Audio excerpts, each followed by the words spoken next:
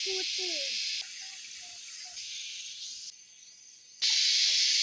งไม่ถนัด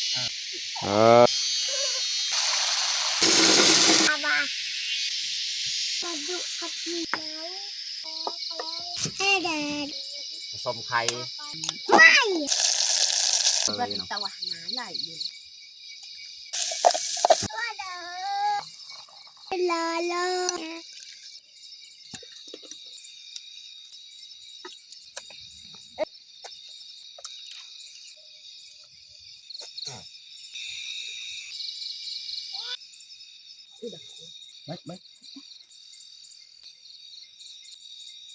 อย่าลืมกดไลค์กดแชร์และกดติดตามเด้อพี่น้อง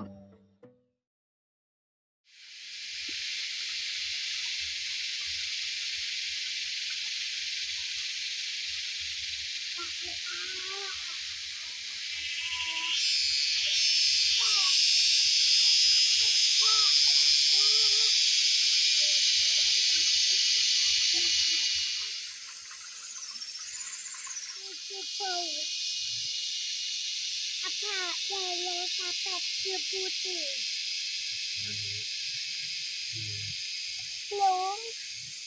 có vẻ đang cứ bầu à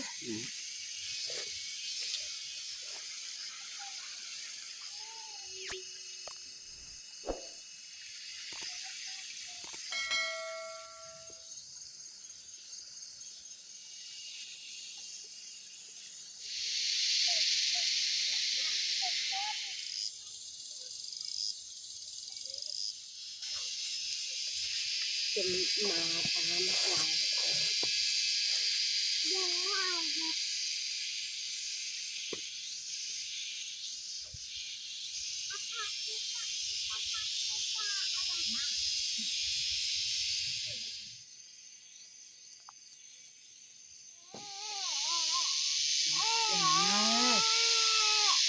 ครับสบายดีแล้วก็สวัสดีเบิร์ดสู้ผู้สู้คนเนาะยินดีต้อนรับเข้าสู้สองบ่าวยึงเอาน้องพลอยทักทายสบายดีลุงป้าเอาน้องพลอยสบายดีลุงป้ามื้อนี้มาเฮ็ดยัง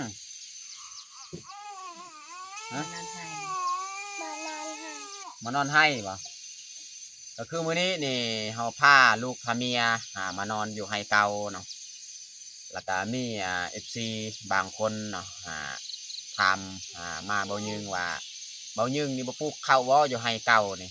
ก็คืออยู่ไฮเก่านี่เบายึงก็บ่ปลูกเนาะเขาก็ไปปลูกบอนใหม่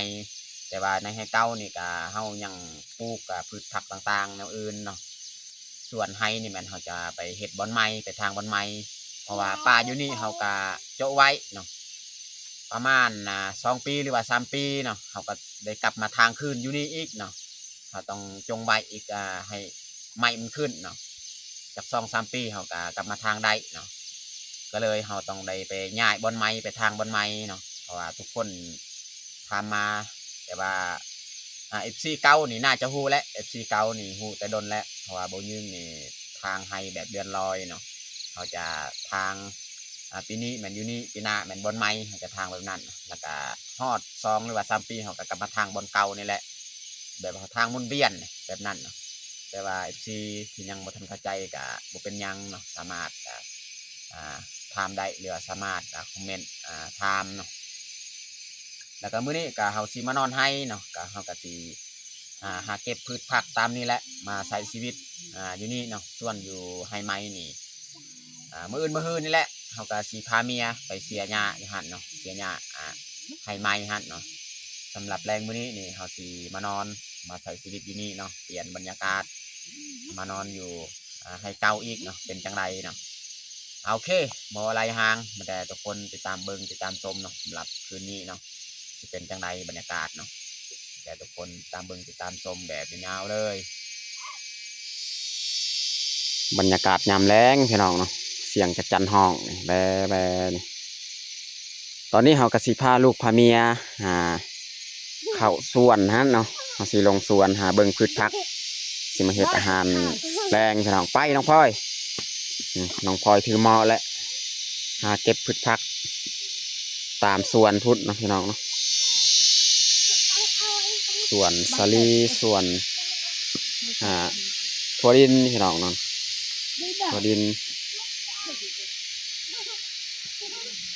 บรรยากาศยามแรงๆพี่น้องเนาะนี่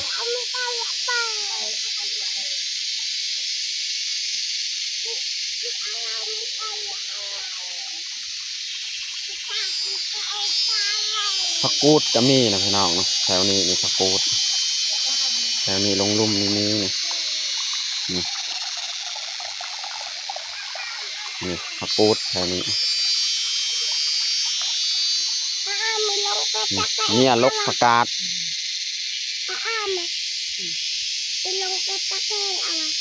แถวนี้นี่จะมีผักกาดนะ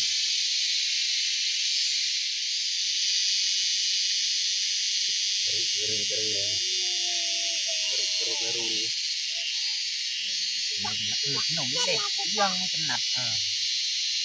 โอ้ยมาแล้วเด็กยังจำหนัก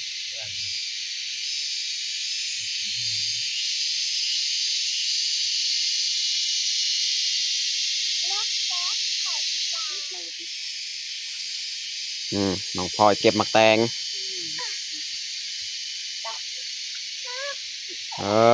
นี่มักแตงหน่วยมนๆพี่น้อง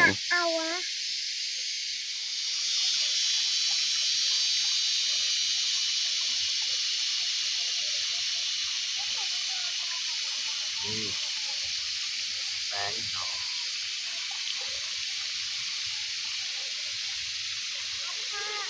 แตงท่านอยู่บ้านเฮานี่แซ่บแล้ว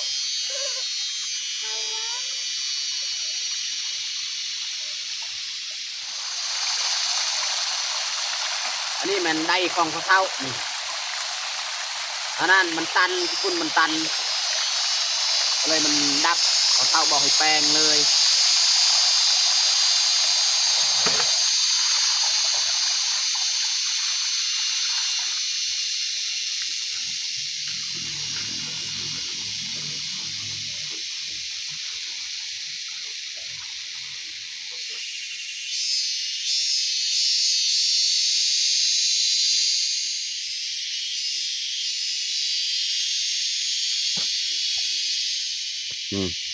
น้องพลอยนางทาแม่เรา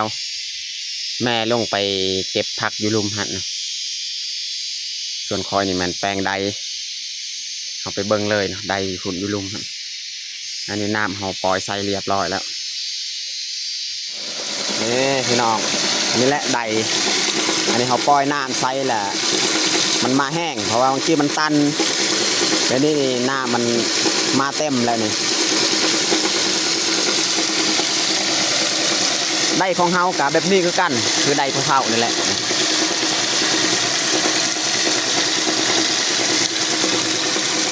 เรียบร้อยแล้วแปลงไว้โอเคกลับไปหาพืชผักต่ออีกเนาะยานสิคำก่อนจะหน่อยเนาะกลับมาเห็ดกินเห็ดยาก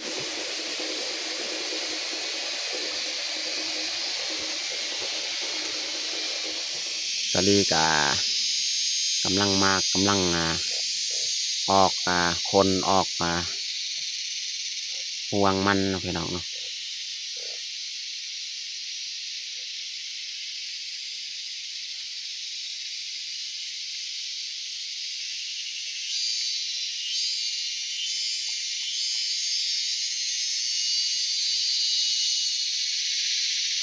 พอยคือเอาเดี๋ยวไปเลยครับเป็นบาง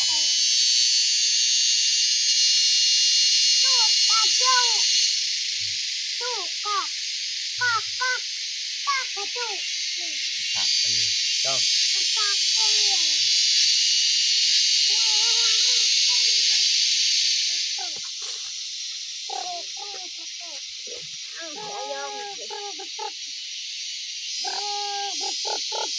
ตอนนี้ก็เรียบร้อยเขาเก็บพืชผักเขาคือมาหุงข้าวยันคือมืดก่อนมันยากหน่อยเขาหุงข้าวก่อนวันนี้เขาจะใส่ข้าวนะพี่น้อง เราดูคัพปี้ ข้าวเจ้า คัพปี้เราดูคัพปี้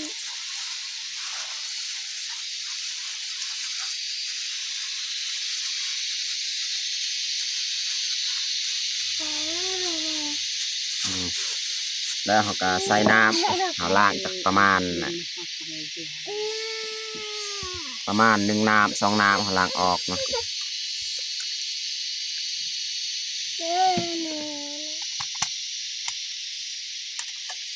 อันนี้หลังจากเขาใส่ข้าวเรียบร้อยเขาก็แช่ไว้แบบนี้แหละวันนี้เขาสิไปล้างผักยันสิคำก่อนมือก่อน ใครอะดู ไปน้องพ่อยไปล้างผัก ใครอะดูที่สี่อะดูหนุนอะดูที่ตัวดู บรรยากาศจะมืดลงเพราะว่าแรงมื้อนี้เนี่ยเขามาสิค่ำๆเนาะเขามา5 โมงบรรยากาศยามแรงๆนี่มันเย็นพี่น้องเนาะเย็นดียามเที่ยงนี่ฮ้อนอีก ทั้งครบวันละเพราะว่าตาอะไร ตอนนี้ก็เขาล้างผักเรียบร้อยนี่ก็สิมืดแล้วพี่น้องไม่ได้เขาสิหุ้งเข้าเลย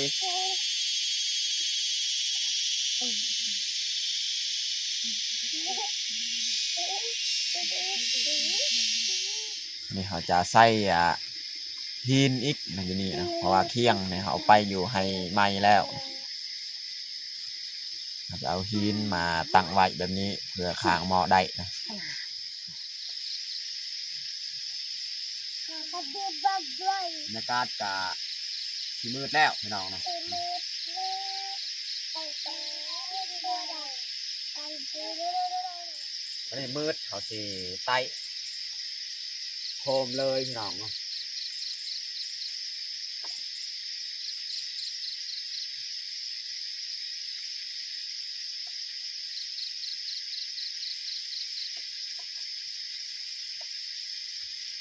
เดินก็ได้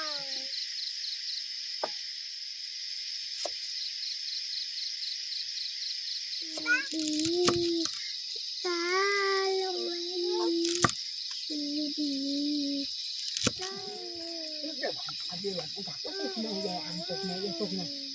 ข้าวของเฮากะไก่สิสุกแล้วพี่น้องเนาะ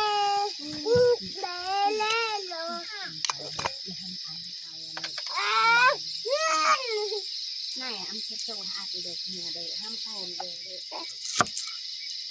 Tàu ở đây.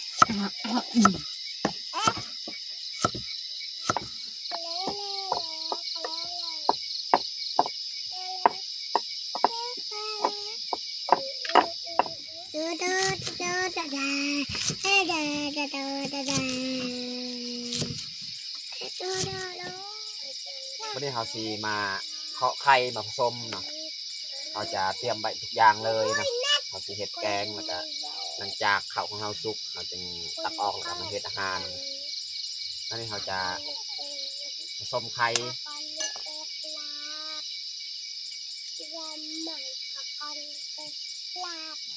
đặt nặng ใส่เกลือนี่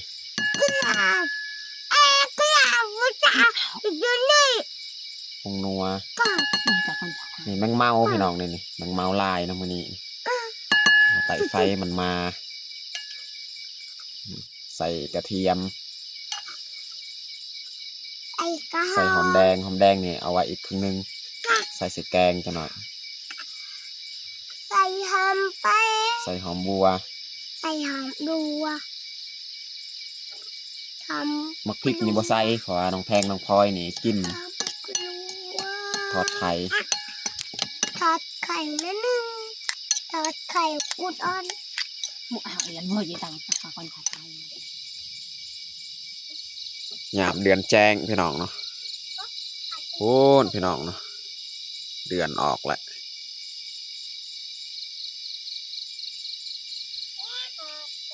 บรรยากาศยามกลางคืนนี่เย็นพี่น้องเนาะ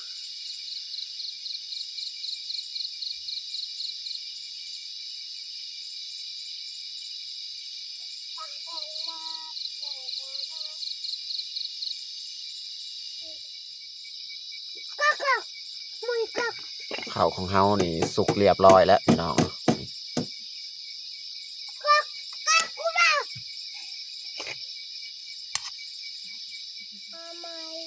วันนี้เขาจะป้งเลยข้าวของเฮา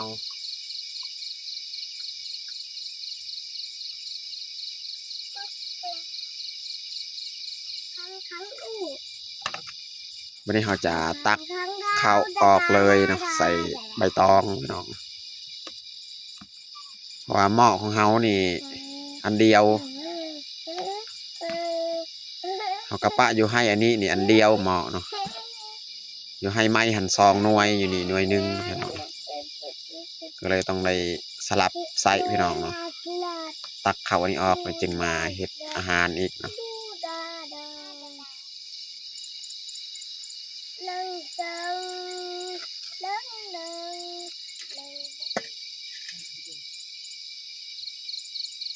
ตอนนี้ก็หลังจากเขาตักข้าวเรียบร้อยอยู่ล้างหม้อเขาก็สิมาเฮ็ดอาหารก็คือเขาสิทอดไข่ก่อนเนาะใส่มัน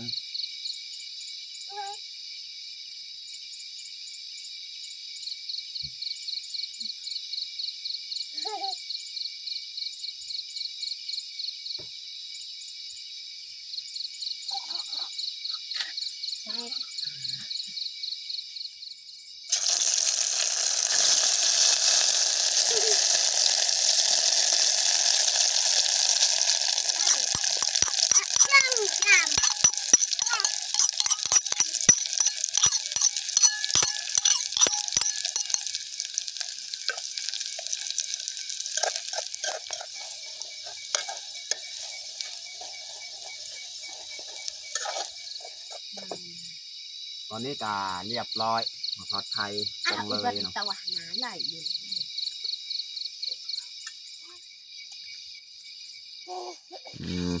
ทอดไข่เป็นแผ่นเลย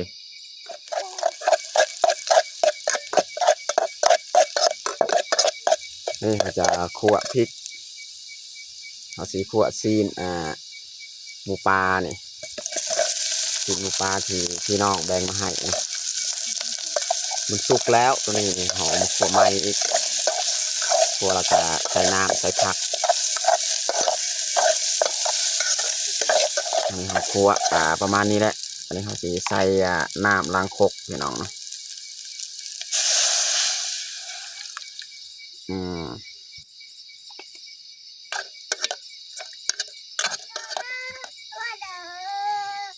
ใส่หัวสีไข่ใส่หอมแดง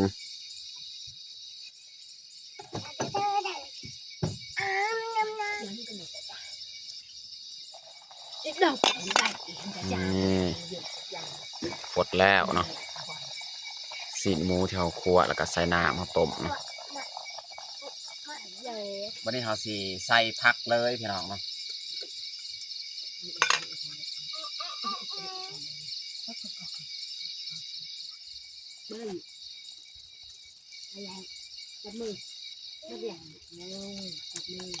ใส่ผักกาดพี่น้องแล้วก็ใส่มะเขือนำ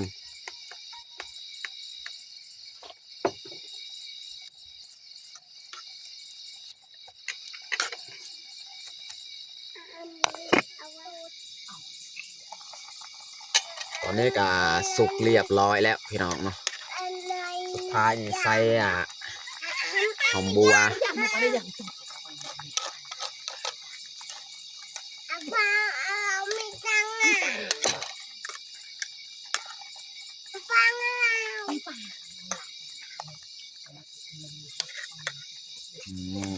แกงซีนหมูปลาพี่น้องใส่ผักกาดตัวเนี่ยมุดตัว เรียบร้อยพี่น้อง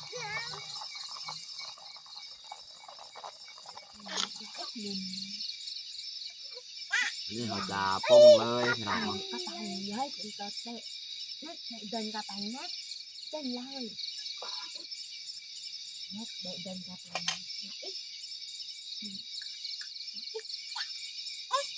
đã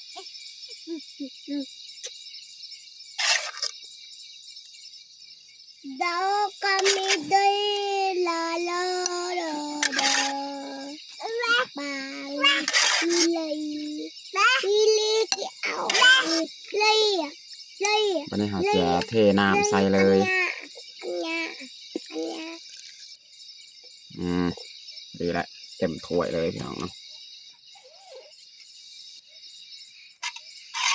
Đó nóc là bò là đó nóc ปา là ดมะ bò แตงพี่น้องเนาะ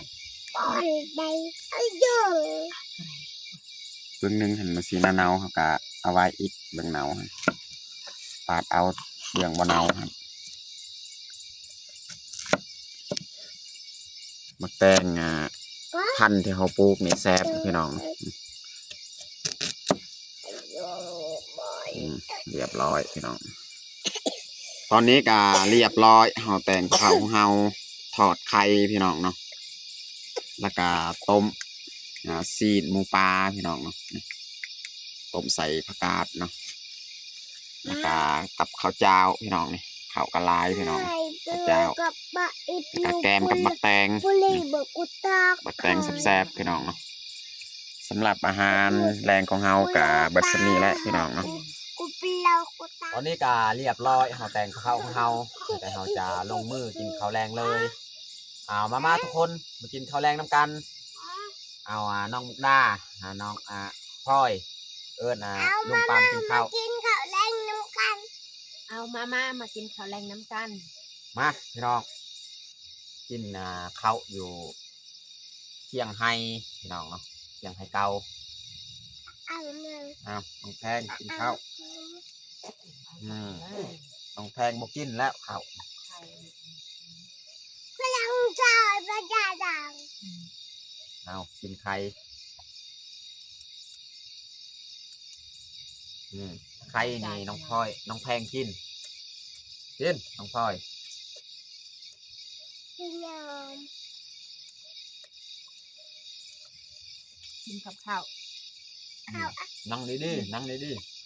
ๆนั่งคือแม่เจ้านั่งค่ะจ้าลองใจมันจิตละแต่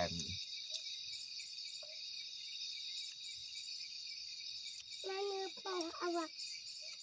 อันนี้ปองอวกาศนี่คือปองแม่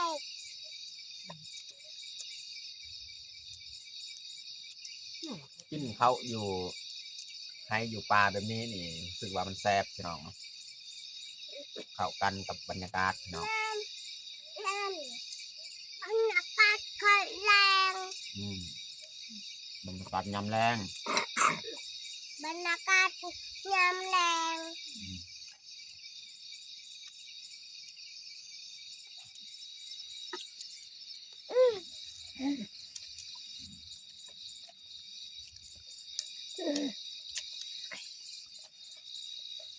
เอ้ยละไอ้ตัว อะไรเอาตัวก็เลยยังดัง น้องพลอยนี่บดใส่บวงหยิบเอาเลยเขา ก็เพิ่งเอาบัว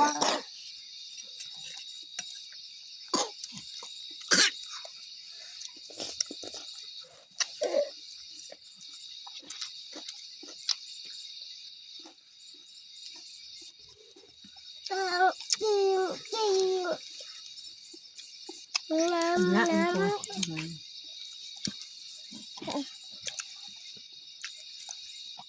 เข้าก็เลยกูจามบักเปิดจาม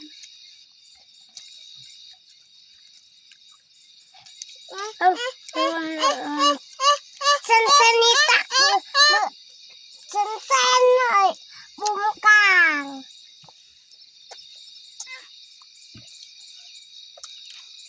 น้ำไม่ล้าง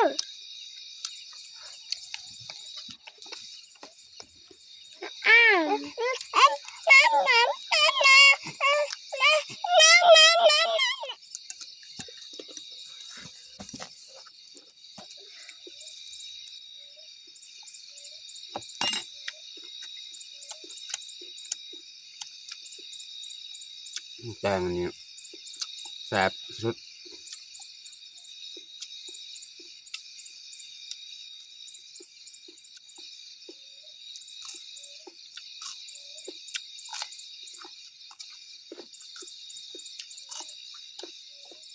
เอาตรง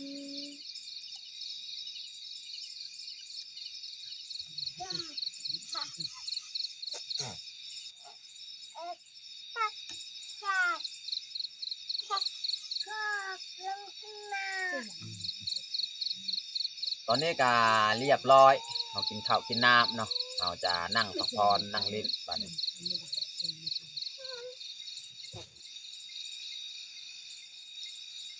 บรรยากาศก็เย็นเย็นพี่น้องยามกลางคืนฮะพี่น้องยินบ่เสียงนกฮ้อง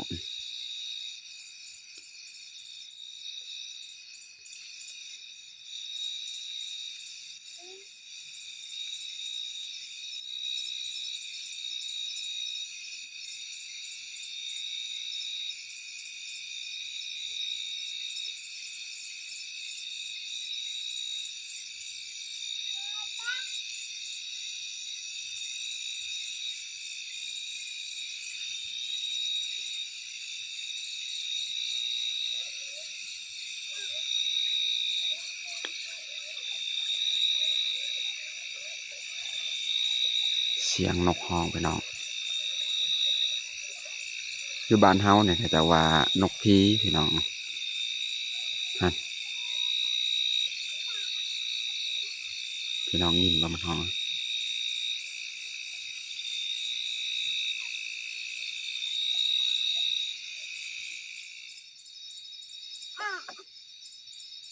น้องพลอยนี่หิวนอนแล้วเอากาสีเตรียมกลางมุ้งกลางมานพี่น้องเนาะเพราะว่าเขามานอนครั้งนี้นี่เขามาค่ำๆก็เลยเฮ็ดกินเฮ็ดยากันนี่ก็ฮอด8 โมงก็เลยมันดึกเนาะพี่น้องเนาะเอาสิกลางมุ้งเลยบัดนี้เด้อจอมเลือกอ่าง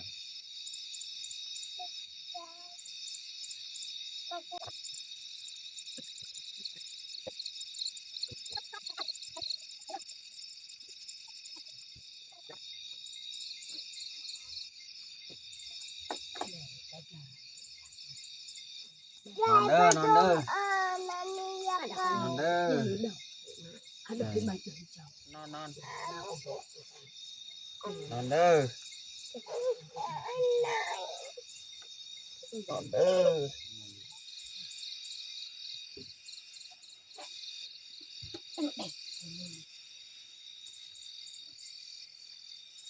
นอนน้องแพงนี่ยังบ่ทันจักนอน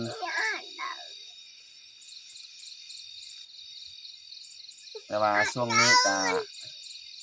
อากาศมันบ่ค่อยหนาวปานใดพี่น้องอากาศมันพอดีและช่วงนี้นี่อากาศพอดีไม่ได้จักหน้อยนี่บัดเฮานอนเฮาก็มอดไฟพี่น้องเนาะ